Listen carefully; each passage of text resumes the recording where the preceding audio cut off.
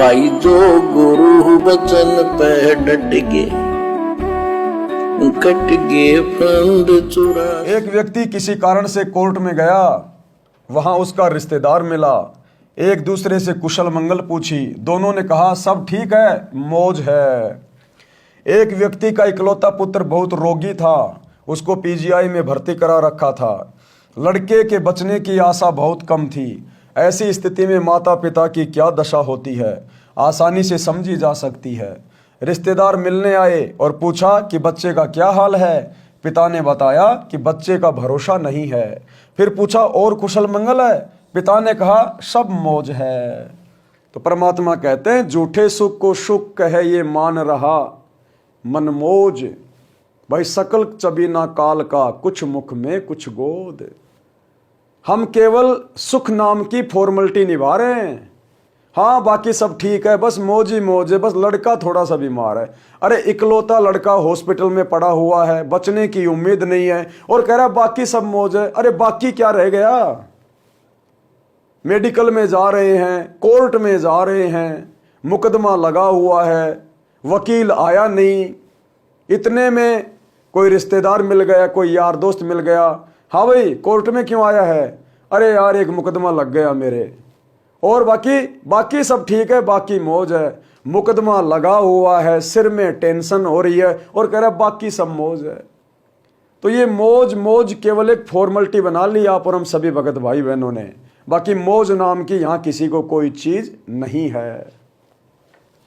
विचार करें, शराब के नशे में घोर धूप के ताप को झेल रहा था, फिर भी कह रहा था कि मौज हो रही है। कोर्ट कचहरियों में जो रिश्तेदार मिले, दोनों ही कह रहे थे कि सब मौज है।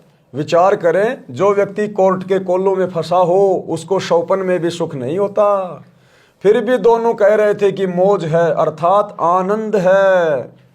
जिस व्यक्ति का इकलौता पुत्र मृत्यु शैया पर हो उसको मौज कैसी। इसलिए सूक्ष्म वेद में कहा है कि इस दुखालय के संसार में ये प्राणी महाकष्ट को सुख मान रहा है। महाकष्ट को प्राणी सुख मान रहा है, क्योंकि आज से पहले हमारे पास इस दुख भरे संसार से मुक्ति प्राप्त करने का कोई ऑप्शन नहीं था, कोई समाधान नहीं था। हमारे जितने भी नकली ज्ञानहीन धर्म गुरु थे, हमें केवल मनमाने आचरण की भक्ति करवा रहे थे, पत्थरों की पूजा करवा रहे थे, और इन पत्थरों की पूजा से आत्मा का कल्याण नहीं हो सकता। शास्त्र अनुकूल साधना किसी के पास भी नहीं थी, जिस कारण से इस मृत्यु लोक से 21 ब्रह्मांड से बाहर निकलने का हमारे पास कोई रास्ता नहीं था। और साथ ही इन दुखों को झेलने के हम आदी हो चुके थे। लेकिन आज भाई और बहनों, सतगुरु धरती पर प्रकट हुए हैं। सतगुरु ने हमें सृष्टि रचना के माध्यम से उस अमर सतलोक की जानकारी दी है। ये काल के 21 ब्रह्मांड भी वहीं से टूट के आए हुए हैं। ये एक लंबी कहानी है, जब आप सृष्टि रचना सुनेंगे तब पता चलेगा। और सतगुरु ने आकर हमें बताया कि बच्चों तुम सतलोक से इस काल के जाल में फंस के यहां इस गंदे लोक में आ गए हो। यहां तुम्हें कोई सुख नहीं है किसी भी प्रकार का। यहां तुम कष्ट पे कष्ट उठा रहे हो। या गर्मियों में गर्मी पड़ती है, सर्दियों में सर्दी पड़ती है। कब यहां पर बारिश हो जाए, ओले गिर जाए, कब यहां बाढ़ आ जाए, भूकंप आ जाए, अतिवृष्टि हो जाए, कब यहां अकाल पड़ जाए। यहां कोई सुख नहीं है किसी भी प्रकार का। यहां तुम लोगों ने अपने रहने के लिए अपनी व्यवस्था बना रखी है, मकान बना लिए रहने के लिए। तुमने एक राजा चुन लिया ताकि वो हमारी सुरक्षा करे और हम उसको टैक्स दें। अन्यथा यहाँ के भगवान ने तुम्हारे लिए किसी प्रकार की कोई सुविधा, कोई व्यवस्था नहीं कर रखी है। तुम्हारे को तो बकरे और बकरियों की भांति इस कसाई ने, काल ने अपने बाड़े में कैद कर रखा अपने स्वार्थ के लिए, क्योंकि प्रतिदिन ये 1 लाख स्त्री पुरुष को खाता है। सूक्ष्म शरीर की वासना को भून भून के तपतशिला पे खाता है। ये हमें सृष्टि रचना के माध्यम से समझ में आएगा। हमारी आंखों के सामने हमारे परिवार का जो प्रिय होता है वो मर जाता है। क्या कोई माता पिता चाहता है कि मेरी आंखों के सामने मेरा बेटा बेटी मरे? लेकिन आंखों के सामने एक्सीडेंट में बेटा बेटी मर जाते हैं। क्यों मार रहा है ये काल? अरे भगवान तो दयालु होता है, भगवान तो किसी का बेटा बेटी नहीं छीनता, फिर ये कौन छीन के ले जाता है हमारे बेटा बेटी अचानक से। अच्छा खासा परिवार एक्सीडेंट में बर्बाद हो जाता है, क्या भगवान किसी का एक्सीडेंट करवाना चाहता है? नहीं। लेकिन हम यहाँ जिसको भगवान मान रहे हैं, इस काल को, इस शैतान को, ब्रह्मा विष्णु महेश के पिता को, दुर्गा के पति को, ये अपने स्वार्थ के लिए आप और हमको यहाँ पर फंसा के रखे हुए हैं। तो आज परमेश्वर ने आके, सतगुरुदेव ने आके हमें सृष्टि रचना के माध्यम से ये सारी जानकारी उपलब्ध करवाई है, हमें आत्म ज्ञान और परमात्म ज्ञान दिया है। और आज से पहले हमारे ज्ञानहीन धर्म गुरुओं ने हमें कोई ज्ञान नहीं दिया, हमें जीने की कोई राह नहीं बताई, जिस कारण से हम इस दुखों के संसार को ही सुख मान रहे थे।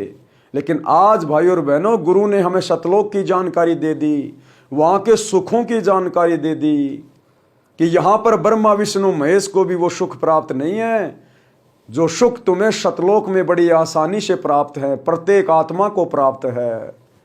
और वहाँ जाने की पूरी विधि और समाधान भी हमें गुरु ने बता दिया।